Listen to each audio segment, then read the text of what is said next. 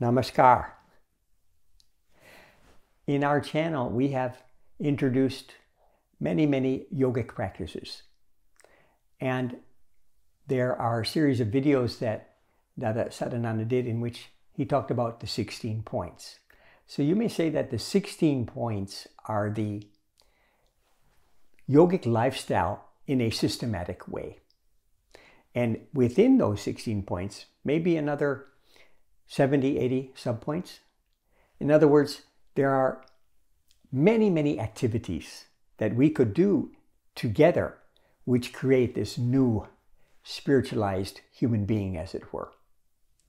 So I'm going to talk about 3 of those practices today, which recently I stumbled upon, which I found when I did them together, they increase my energy level, they improve my meditation, and they make my brain function much better than otherwise.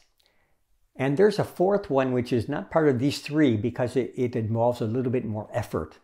It's more of a challenge to achieve. But it's also very important if we want to even go into a subtler and subtler levels of consciousness and good health. You know, my master talked about system, and that when things are done in a systematic way, then there's 99% chance of good output. But when we do things unsystematically, the result may or may not be fruitful. And so the 16 points are this system for spiritual practice, for holistic development, you may say. It reminds me of when I was working in Africa, I visited the city of Lagos. This was many years ago. It may have changed now. But back in those years, back in the 80s, there was huge traffic jams. And there was just, you could only do one thing because it will take you 5 hours to go from your house to the town and come back again. Traffic was so congested. And to augment the problem, when there's a slight bump of cars, because there's so many cars there, the passengers will get out and they'll start hugging each other, or they'll start fighting each other because, people are impatient with all of the traffic that slows everything down. And I was also in Singapore. There, those 5 million people, they have a very systematic plan of their city. And so even rush hour, you don't feel any hesitation to drive because there's a free flow of traffic. And, there's a t-shirt that I saw in Singapore. It says, "Singapore is a fine city." But in the back, it says, $50 fine littering, $100 fine spitting on the sidewalk, $200 fine for jaywalking, crossing the road in a diagonal way. So a bit of a play on words. So now I introduce these 3 practices. When we put them together, they synergize to create some unique effect on our physical and mental well-being. First one is called leg flex. In Sanskrit, it's called Utkepa Mudra. This is one of the yoga exercises that we teach in our channel. In his book, Yogic Treatment and Natural Remedies, my master talked about different diseases and how they could be remedied through different exercises like the yoga asanas and diet, lifestyle, and so on. And the main problem with disease, as he explains in the book, is constipation. That what we eat, it does not get properly assimilated, digested, and those toxic juices and waste remain in the system and weaken all the internal organs. So it's very important that we have good evacuation of the bowels. This prevents constipation, of course. So the leg flex does that. So how it's done? First thing in the morning, we're lying, we just woke up. So we're lying down, maybe on the bed or on wherever we sleep. And we bring the knees, we flex the knees, bring them to the chest, wrap the arms around the knees, and then kick out, okay? So we may hold the leg position for 8 seconds and kick out. So we will do this 8 times, okay? And then we'll take a glass of water, which is sitting by the bedside, and we'll drink that, maybe with a straw. We haven't brushed our teeth yet. And then we'll go about our morning duties. Maybe we'll brush our teeth, take a bath, probably do our meditation, and so on and so forth. But in that time, it's very likely that one will evacuate the bowels because of this leg flex movement, it creates this peristaltic movement of the colon, and it helps to push out anything which is there. So it's a very beautiful practice. And I know many of my Indian colleagues, they will not meditate in the morning until they've cleared the bowels. And it is particularly one Dada. I lived with him, and this was his regular habit. And I found recently, because of this, meditation is very, very, very deep, because there's no blockage in the flow inside the spinal column. The energy flow inside the spine is very free. And so concentration is naturally improved. So that's the first. Second is the yogic breath. We've talked about it before in different videos, but the yogic breath means it complements the first practice of the leg flex, because when we breathe slowly and deeply, especially filling the upper, middle, lower lung, and we breathe out, that lower lung, when we're emptying it, it activates the apana vayu. There's 10 vital airs inside and outside the body. So the vital air inside the body is called apana. It operates from the navel to the anus. And so anything that is below, in these lower 3 chakras, it comes out of the body, whether it's urine, stool, and so on. And so by doing the yogic breath properly, deep breathing, and this leg flex, we're activating this apana vayu. And so it's very easy to remove constipation from our system. So this is the second. And of course, yogic breathing, we know. It was Sadashiva, that the first yogi of the tantric tradition, which we follow. He was the one who discovered the science of breath control, swarasa, okay? Because the body, the mind, they move and flow with breath. So when we're bodies in motion, our breathing is very fast. If our mind is agitated, breathing is very fast. So we cannot perceive, we cannot concentrate well at that moment. So breath control, or pranayama as it's called, is the way to slow the breath, pause the breath, and this brings deeper levels of concentration and perception. So, and naturally, I been living recently in our organic farm, and it's so quiet. You can just enjoy the silence of the surroundings, and this makes for an introverted mind. And after all, the goal of meditation, to make the mind completely and totally still, silent, without thought. So that which is within the mind, that consciousness, that loving universal entity, manifests itself, and this is the joy that we get in deep meditation. So introverts are naturally they're more quiet, and they do great things. My master used to call such workers silent workers. It's a great compliment, because they let their actions speak louder than their words, as we say in English. So this yogic breath facilitates this, and I remember two of my colleagues. One of them was very, very talkative. The yogis say that the tongue is the most dangerous organ. Why? Because with the tongue, we eat food. So if we don't control that tongue, the taste, we may overeat, cause problems.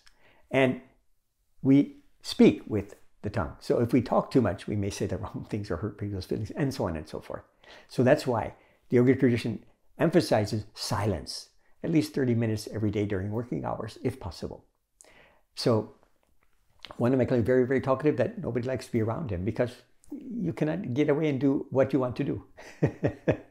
And another of my colleagues, he loved that inner world. He was very introverted, and he did great things. He started a guinea worm project in West Africa, providing drinking water for thousands of villagers in the country of Ghana, in the rural parts of that country.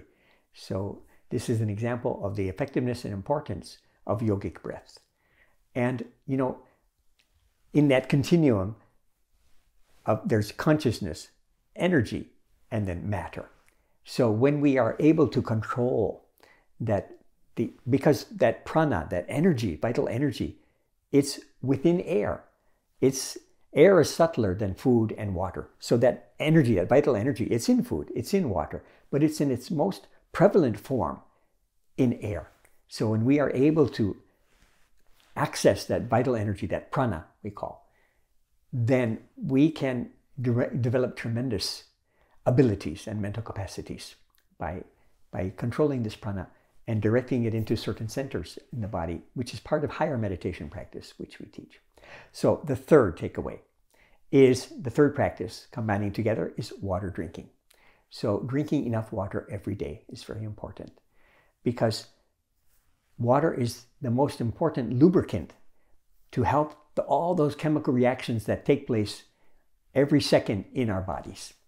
And the brain is having more water than the rest of the body. Although the body is about 70% water, the brain even more. So it needs ample fluid to work well. So when we're drinking enough water, the food and nutrients that we've eaten, properly digested, assimilated, and provide nourishment for the body. But what is the secret to water drinking? Well, how much is needed to drink? It's recommended 3.5 to 4 liters, 4.5 liters every day. That seems like a lot. It is in the beginning. But what is the secret? Drink a little bit. 1 cup, okay? Frequently. So keep a water bottle, a 1 liter water bottle if you can, and drink 1 cup frequently. Maybe in the gap of 15 minutes or a little bit more. And in this way, before breakfast, you can finish a liter. Between breakfast and lunch, another liter. Between lunch and dinner, a third liter. And then after dinner, maybe 1 or 2 cups. So you've easily fit in your 3.5 to 4.5 liters or 4 liters. And one of my colleagues, he's 71 years old. He is so young. His body's so flexible. His mind is so fast. His meditation is, he's joyful. And it's because he drinks water like this, at least 4 liters every day. Another of my colleagues, unfortunately, he was never in the habit of drinking water, and he developed cancer.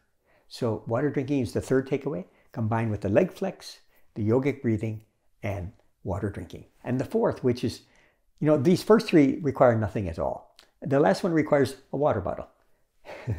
And the fourth one, that's quite difficult to achieve. It's not really necessary also, because if we're following the 16 points, the different practices that we teach, then our health is usually a very, very optimal level already. But, sometimes where we are, where we live, the food we have to eat, it might create some health problems. The fourth one is, if we can, reduce or eliminate sugar from our diet. When I was in India and I met my master those years, the protocol is that when you leave the master, you give a garland.